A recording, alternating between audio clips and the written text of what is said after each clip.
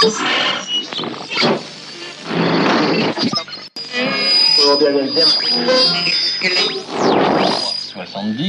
deuxième était le... La chute spectaculaire du chômage, un atout pour le quasi-candidat Macron. En 2021, le nombre d'inscrits à Pôle emploi en catégorie A a chuté de près de 500 000, moins 12%, par rapport à l'année 2020, selon les chiffres de la DAR. Ce plus bas niveau depuis 2012 s'explique notamment par le dynamisme de l'emploi des jeunes. Si ces données semblent être une bonne nouvelle pour l'exécutif en cette période de campagne électorale, la pénurie de main-d'œuvre dans certains secteurs, la question des salaires ou de l'emploi des seniors pourrait toutefois freiner la baisse de la courbe. Sous le précédent quinquennat, certains rêvaient d'inverser la courbe. Emmanuel Macron l'a fait. En 2021, le nombre d'inscrits en catégorie A à Pôle emploi a baissé de près de 500 000 en un an. Une chute spectaculaire qui permet à la France de retrouver les plus bas niveaux depuis 2012, avec un peu plus de 3,3 millions d'inscrits. Le chef de l'État bénéficie, certes, d'un fort effet rattrapage, avec une reprise plus forte qu'anticipée après le trou d'air de 2020. Mais, il récolte en partie les fruits de sa politique pendant la crise. Le fameux « quoi qu'il en coûte » a permis de préserver les entreprises, qui aujourd'hui ont les moyens de recruter. À 3 mois de l'élection présidentielle, ces bons résultats sont assurément un atout que le chef de l'État ne manquera de mettre en avant s'il se présente pour un second mandat. Sur le front de l'emploi, la dynamique a été positive tout au long de l'année dernière.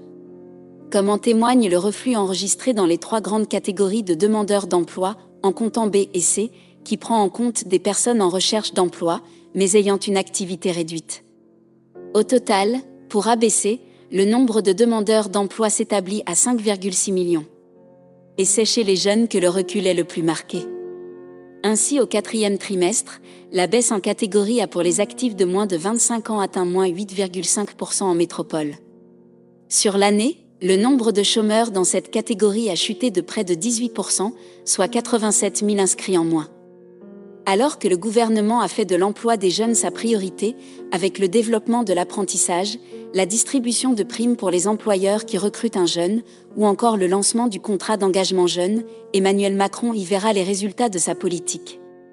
Ces chiffres viennent confirmer l'enquête menée par l'APEC, l'Association pour l'emploi des cadres, publiée en début de semaine, et qui prévoit une année record pour 2022. 67% des entreprises de plus de 250 salariés prévoient de recruter au premier trimestre au moins un cadre, soit 12 points de plus qu'un an plus tôt. Aussi, les niveaux d'avant-crise, déjà très bons, devraient être encore améliorés. Après avoir enregistré 280 000 recrutements en 2019, la dynamique positive des recrutements enclenchés l'an dernier devrait se poursuivre en 2022. Nous approchons du plein emploi pour les cadres, estime ainsi Gilles Gatteau, le directeur général de l'organisme.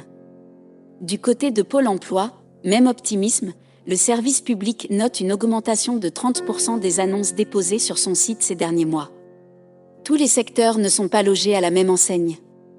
Les recrutements sont nombreux dans la santé, l'action sociale, le transport, la logistique, l'informatique, les métiers liés au numérique et à la data, ceux liés à l'environnement.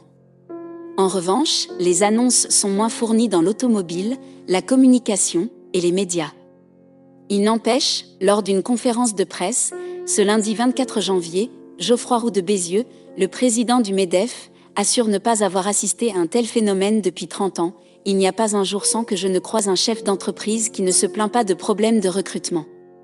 De quoi freiner la croissance. Mais aussi inverser le rapport de force entre les employeurs et les salariés, pour les embauches mais aussi pour les salaires. Ainsi, selon l'APEC, 38% des cadres ont déjà refusé ces derniers mois une offre d'emploi à cause d'un salaire insuffisant. Si le patron des patrons assure que la plupart des entreprises vont relever les rémunérations cette année, reste à savoir où se situera le curseur. Selon le cabinet LHH, par exemple, il faut s'attendre à des hausses de 2,5% en moyenne, soit un niveau inférieur à l'inflation.